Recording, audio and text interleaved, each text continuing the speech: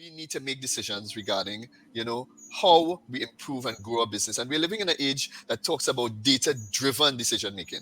But then again, how do I select this accountant? Where do I begin? This could be, a little nerve-wracking for an entrepreneur who has to put all this trust in someone. So how do they go about making these decisions? Where does this all begin?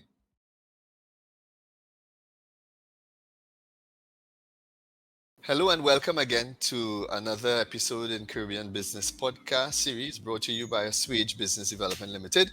I am your host, Rawle Rollocks, Director Business Development and Sales at Swage, where we help SMEs penetrate local and regional markets. To those of you listening in from LinkedIn, YouTube, or Facebook, we are so happy that you've joined us, and we do look forward to another timely discussion that we began last time with Ms. Seecharan, a chartered accountant, as it pertains to a good accounting practices.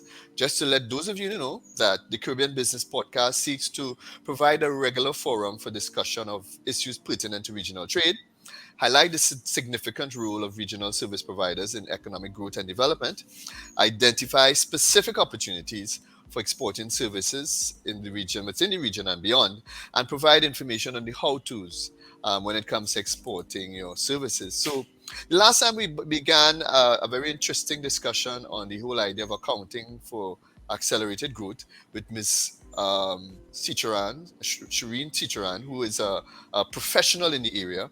And we delved into some pretty interesting topics related to what's the state of the accounting practice right now, from her experience, why persons probably shy away and don't and make mistakes when it comes to putting a proper accounting system in place. And we touched on some elements of what an effective accounting system involves. So we want to lead off from that perspective, and I just would like to say welcome and thank you again for being with us, Ms. Chitrani. Thank you all for having me. Certainly a pleasure. We had a great discussion last time, and we want to jump in, kind of like where we started, where we ended off the last time, when we were talking about good accounting practices. And we certainly want to ensure that persons understand the human element here, right? As a business leader, somebody who you're running your business, we need to make decisions regarding, how we improve and grow our business. And we're living in an age that talks about data-driven decision making. But then again, how do I select this accountant? Where do I begin? This could be, a little nerve-wracking for an entrepreneur who has to put all this trust in someone. So how do they go about making these decisions? Where does this all begin from your experience? Well, first, as an entrepreneur, we have to first understand if we want to have proper accounting systems or if not. The answer is most definitely yes in most instances. And then, of course, we don't know where we go from there. So as an entrepreneur, I know I need a good accounting system, but that's it. That's all I know. That's where I reach, right? And then I get bogged down with the operations of the business. So I'm touching on it from a human perspective. What happens? Just before you go there, then, so in terms of what would you say, some persons are still very manual. They're keeping the receipts in a box, and the bookkeeper looks at it, the accountant comes in once a month or whatever time frame. Would you still recommend that type of approach where we are now, or you think we've really moved away sufficiently to have proper software system in place? It depends on where you are in your journey as the entrepreneur.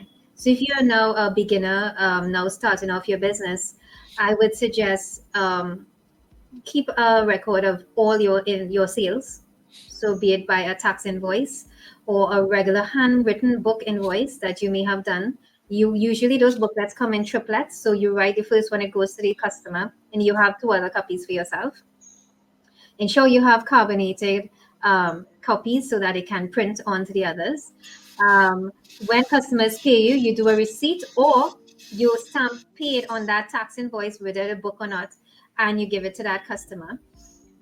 All your bills where you purchase inventory items or you may purchase expense, even though you may not know the characterization of it, at least have it recorded. So you can have all your invoices that you buy from suppliers by suppliers. So for example, if I am in the business of, if I'm in the business of a small grocery, I have a mini mart, right? At least I would know, okay, I have these invoices from SM Jalilo. I have these invoices from, Coca-Cola, or I have these invoices, from styrofoam companies, etc. And when you file it like that, it makes it easy for an accountant to come and help you get those records and classify it, because that's a little bit technical. And of course, we need further training with your personnel. Bank statements are also crucial. So we talk about two types of invoice. One is the invoice I sell to you, my customer, and one is the invoice I buy from you, my supplier. Those are the only two major types of invoices we need. We need bank statements. Now, most banks are online and you download your bank statements. Some banks actually ask you if they want you to post it, but of course, their bank statements come 3 months later in email Yes. or 4 months later in email. However, when you're going over the counter or you're going using a deposit box to deposit your money for the day, you can request a bank statement at that point in time for the previous month. And that will be readily accessible to you if you are not the techie entrepreneur that is online and can print their bank statements. So there are a lot of avenues that are available for us. There is simple leisure accounts that they can write up a list of all of the expenses via a simple Excel sheet. So the Microsoft, you type up all of your sales, the date, who you sold it to, the value before VAT, and the value after VAT with a VAT column. You also type up all of your purchases, and you can again type it up by vendors, or you can type it up if you know the classification of it, right? And that really helps you file all your bank statements, and everything that you may have missed in your records comes through your bank statements actually. Okay. Because I would need to tabulate all of your sales invoice less your expenses on that day, and that will be your deposit for that day. So Yeah. you would certainly advise there to pass everything through the account, because some people Yes. do things on cash and No, and otherwise, that's and they it. That's what hold I'm it. saying. Hmm. So it's your sales for the day. Let's just say you have 10 sales for the day. It amounts to $2,000. Then you have some cash invoices where the supplier wants cash. So I'm in a mini mart. They bring me hops. I'm getting kiss bread. Those things come up $100, $100. I pay that out from the cash till.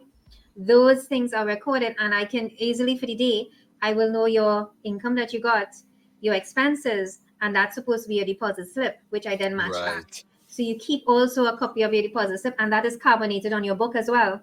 So the deposit book as well helps.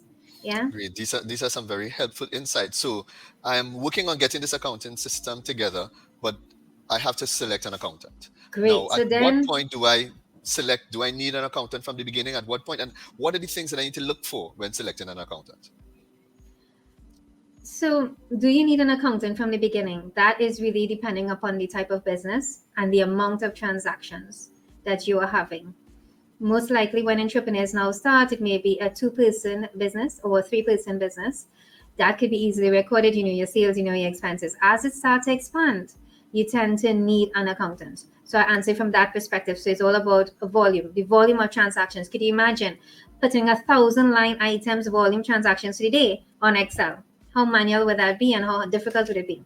So that is to determine if you need an accountant or not. Of course, having an accountant at the beginning may be a little costly, that you want to take that money to invest in stock, or you want to take that money to invest in advertising your business to be able to get that traffic into your shop or your business before you go into those additional expenses. And these are easy. You would know based on, okay, I had 10,000 in the bank, today I have 20,000. You would know if you're making a profit. It makes sense. If you see Yes. cash is reducing, cash is the lifeblood of any business. So if you see cash is reducing, then that is an issue. It means most likely you're selling a product cheaper than it is to produce it, most likely. Yes. And Yes. we worry about that from time to time with ours. When we buy street food, I'm not sure they know how to tabulate their cost, if it is cheaper that they're selling it, or if it's at the cost that they should get to, right? So your fine entrepreneurs will do that. When you reach the point where you believe you need an accountant, and again, it's based on volume of transactions. Okay, I may need an additional loan, or I may just need to know, well, what I want to go in a different market, or I want to open a new branch, and I don't know how to go about that. I mean, I have the money, but I just don't know if it's making sense, or stuff. You want information before you move to making a decision. then you look for referrals. You look for referrals from, you have other entrepreneur partners, you join chamber of commerce and you meet other entrepreneurs that they will know people. Guy, I have this guy doing accounts to me, they post it on their business chat, I'm looking for an accountant, and they refer people to you, because everything now is a WhatsApp group chat. And even though we're not techie, at least we know that. Yeah. Yes. And that really helps with trustworthiness. And that is research, but that's field search, because you're doing it based on, verbal advertising of that person. If someone say, no, no, no, that accountant's very expensive, I didn't really get the value. I didn't understand anything. The person didn't sit and explain to me in details, or maybe I didn't understand the right questions to ask. So with most of the people I work with, I always tell them, okay, so I see you did not ask this question, but I'm going to explain this to you if you have the time to accommodate me, because it's all about connecting, and it's all about me giving you a service that will help you along your journey and help me along my journey in order to succeed at our goals. Yeah. So certainly you're talking about someone who is there for that entrepreneur, that business, to help them grow, and will take the time to explain and not just do something for making money's sake. I understand what you're saying. Yeah, so it's business partnering. So you no longer become an accountant, you become a business partner. Yeah, I'm in here with the long haul for you. This is my time allotted to you. I may have time next week at a certain time. Think about the questions you want to ask, but these are the questions I believe you should ask. And if there's anything I missed out, bring it up one time, so that I can help you move along. Yeah. Great. And we hope that our listeners, entrepreneurs, are getting these keys, because it's so important to have a good system in place and have someone who can help you manage that system as well. So we're saying that we're growing, and we now want to move from a manual system into having some sort of software. Last time we touched on the fact that they could just start with Excel, but you mentioned other types of software. You mentioned Peachtree, or for larger organizations, you mentioned ERP. How do I know what type of software is good for me as an account, as a business person? Well, you would not know. You have to do your research and seek professional advice. So, for example, as I would explain the last time, there are dual currency in the software that you may be using. So if you're growing and you're looking at new markets, that is multi-currency software that you're asking for. If you're growing and you have multiple warehouse, that's another complexity. So of course, you may have a brick and mortar store in Barbados and a brick and mortar store in Trinidad and a brick and mortar store in Guyana. Those are different warehouses you want to be able to capture into your software. Your line items, how many line items do you have? Do I have a product offering of 10 line items, or do I have a product offering of 20,000 line items? This is important to understand.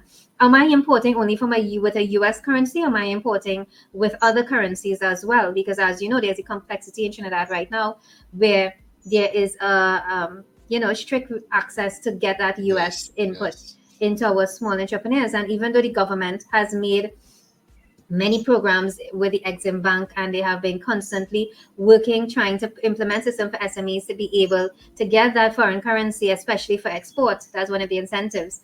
A lot of us are not aware of these things. So you look with professionals, you don't understand budget. So like if a budget reads, you understand taxi, gas went up, yeah, minimum wage went up, but nothing else you understand. That's the headlines you see in the newspapers. That's what you know. There's nothing else. So as an entrepreneur, we need to look deeper. We need to work with our tax consultants. So there are a lot of grants that are available, especially for SMEs, as now starting. For example, in last year budget, if you open your business of a certain period, you get the first 5 years where you don't have to pay tax, or you don't have to be VAT registered. That is an extreme benefit that you need to understand. As an entrepreneur, if I didn't know that, I may think I dock in tax or I evade in tax. Yeah, but yes. you're not, because you have that first 5 years to breathe, because the government wants you to grow, because SMEs really fuel an economy. Yeah. So Okay. these, I know we're going to jump. Sorry to cut you there, Ms. that's Seecharan, okay. but I know we're going to get a little bit more into the various opportunities that they can take advantage of. But I just wanted to close off this area of the software, Right. where we're trying to identify the type of software, and now software is even going online. I hear some entrepreneurs saying, online, you mean all my business is available? Somebody can hack into it. I mean, are these things safe? A lot of software is going this way. And is this a very expensive prospect? Can the average small SME, pay or afford something like this? And can they trust online accounting? Well, so there's online accounting and there's standalone accounting softwares. With standalone accounting softwares, you must have a server for the backup or the security of your data. in case hackers can hack into your data and get access to it, and then they send you a malware demanding money from you. These are the sort of things. So you need to make sure you have regular backup system with a server. And of course, you must have your security firewall system. And of course, you must have security systems inside the software to give certain personnel in your company access to certain amount of data, because as you know, data will be sensitive, right? So that is the standalone software. If you're going online, you have the advantage where you don't need a server. Okay, that server is with the service provider. They usually have very high level of security in terms of their firewalls, and they also take care of all of your backups. So like if you lost data, you can find it back, they send it to you. You also have the benefit of every time the software your new version of the software comes out, you get that access as well. Okay, and of course it is at a cost which is usually a subscription you pay every month. Yeah. Right. Now Yeah. in terms of trustworthiness, like, okay, the culture is, oh my gosh, all my information is online, everybody can know my business, right? And what if I'm not making a profit, or what if I'm making too much, I might get kidnapped, things like these come through our minds. It's cultural, right? So what happens is, before you choose an online software with the providers, you must, again, as you are researching an accountant, you have to research your Yes. online providers, and again, do your necessary field work. So it will have other businesses that may have used this provider before that you may know. Or you may have an online chat room where you have other businesses giving ratings on this particular software provider. Those are the things you want to look at.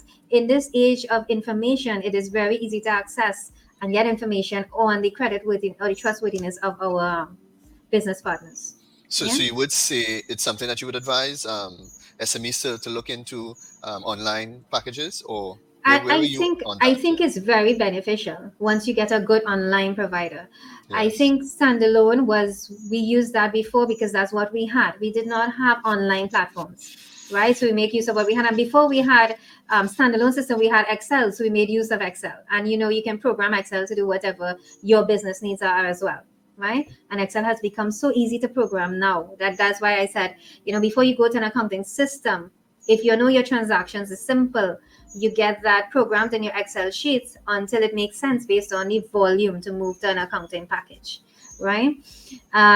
So I would say yes, it makes sense to go to online software because of the amount of benefits you get once you get a trustworthy provider. Yes. Yeah. Once you do your due diligence and you have one that is well recommended, even the level of security might be even greater than you can provide with your standalone option. With your standalone, anybody can hack in Okay. with your standalone, because now you have reduced IT costs because you're online, because you no longer have an IT provider coming in every day to check your Hmm. server, make sure your Hmm. software, your firewalls are up. You now have more security in your system. You have access to your data, right? You just need to work with your provider to make sure no one else have access to your data in that trustworthy research that you're going to do based on your online provider. You have backups that has been done automatically for you. You have new features of the software that you get introduced to every month. And most and foremost, for all entrepreneurs, it's not a large capital outlay to get a Yes. server, have a Affordable. server operating. It is a subscription that you pay every month. Right now, a lot of Great. entrepreneurs may think, I just want a upfront cost and I don't want to pay for the next few years.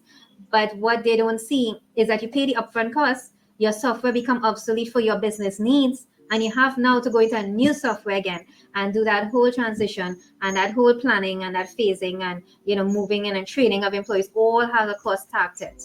Yeah. So Yes. it's quite more Yes. expensive with the standalone systems, in my opinion. Just before we move away from this topic of the software, I've heard some entrepreneurs talk about the challenge with the payroll part of it. Do the various software that you've been exposed to allow for us to use payroll in a way that's, we have the NIS and the health surcharge? Is it programmable in that regard? Right. So most of the shelf softwares will not be with your local tax requirements. So normally you will get someone to program that part of the software so that it can tabulate your local taxes. Of course, it's based on inputs. So if you know NIS went up in the last budget, then you will upload the new NIS rates. Yes. If Yes. the PAYE rates change, you will have to upload your new rates. It's so you remember, an accounting software is only as good as the information we put in. So Yes. there are systems where you can program payroll. But I always advise people, if they don't, some people use separate payroll software. And if they want to use that because they have this service and this trustworthiness with this software, I ask them, make sure that the online accounting software you're choosing, it easily integrates with your payroll. It easily Yes. integrates, because a lot of systems, a lot of large companies I have seen had separate inventory software, separate payroll software, separate CRM softwares, customer relationship management, and then that integrates into their accounting software. But there Okay. are off the shelf that is everything in one. You just need to customize it to your local taxes So there are a requirements. lot of needs. One of the things I'm hearing too is that again is the role of that accountant, to be on the ball, to give the right type of advice, to know what's going on, to understand even the budget you mentioned earlier, and be able to translate those issues for the SME. But as we're on that, earlier you mentioned that there are various initiatives from the government that businesses can take advantage of. So just so that we get a basic understanding, we hear about things like tax credits, rebates. How do these things work? What's the mechanic of a tax credit? How does that, or do these instruments, how do they help SMEs? Right. So now you're touching on the benefits of proper accounting system now, right? So once you have proper accounting system, I'm just going to use the examples out of recent times. So for example, COVID-19 hit. You shut down for 2 months. Your employees cannot cope without a salary for 2 months. You as an SME owner, being risk averse, wouldn't like to pay that salary out without income because you're not sure when we open them back. All that uncertainties come in. If you have all your taxes up, and all your accounts are up, you can fill in that NIS form for them, and they would have gotten that allowance from the government for the next 3 months or whatever. And we would have benefited from that from all our employees, because we would have come out and done that for them. There is also the phase of the interest-free loans that happened in the last few years. So there's phase 1, 2, and 3. A lot of SMEs would have been eligible by the government, well, from the government, to get interest-free loans from the banks that you deal with. So you need to consult with your banker when you go through the budget.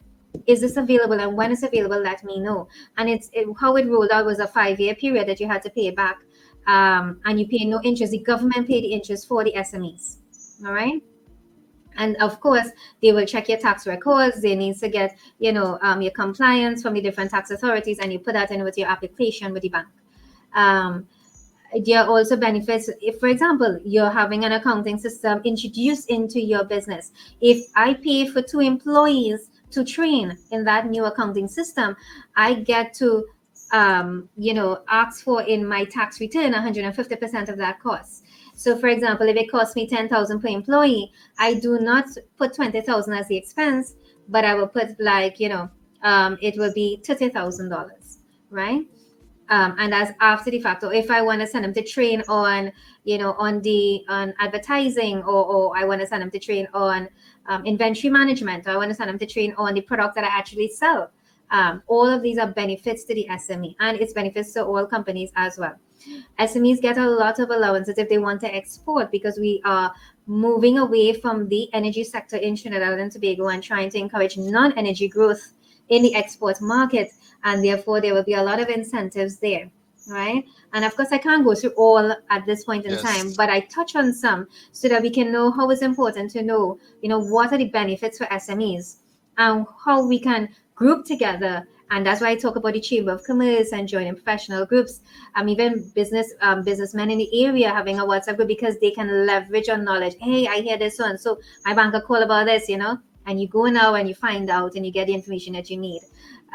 So it's not necessarily all the time you need an accountant to show you this, but an accountant should give you advice on what are the Yes. benefits for your company that we would see that we could leverage on in the coming year, so that this is all in an effort to constantly fuel the energy levels of that beautiful mind of the entrepreneur mindset, and of course to constantly grow, which benefits the entire economy that they operate in, because more employment is created, more taxations are paid, more profits are made, and of course goods and services reach to the consumer at a cheaper price. Oh, this is tremendous. If you're now tuning in, we're having a chat here with Miss Seecharan, chartered accountant. A very informative discussion, a lively discussion about how you, the SME, small business owner, can benefit from having good accounting practices in place in your organization and grow. So we're just about coming to the end, unfortunately.